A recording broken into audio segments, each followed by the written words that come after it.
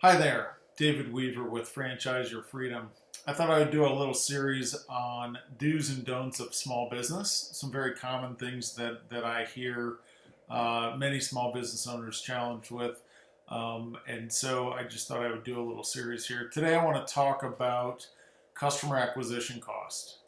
So you do want to clearly understand what is your customer acquisition cost, and you don't want to overpay for customers.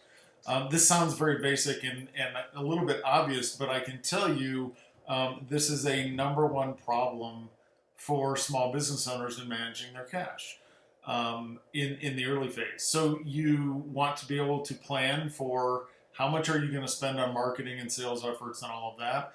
And I'm doing this video because with personal experience and also in my coaching as a franchise consultant, I can tell you that it is incredibly easy to spend money on marketing and lead generation and finding customers, etc.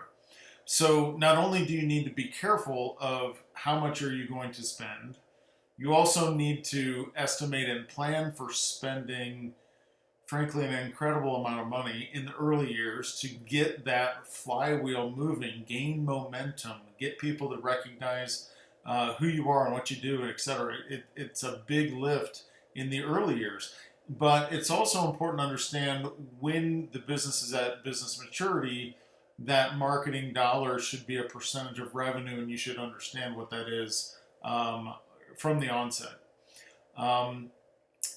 Overpaying for customers is a very common problem with small business owners, and spending money on marketing that does not generate customers is also very common. So there's always a trial and error aspect to small business, but the thing that I coach people in franchising as they're researching the franchise companies is one of the value propositions is the franchisor is going to have some of this stuff figured out for you. So if you are investigating a franchise or starting a franchise, you want to be paying attention to how buttoned up is the customer acquisition strategy. How many different types of avenues does the franchisor have figured out?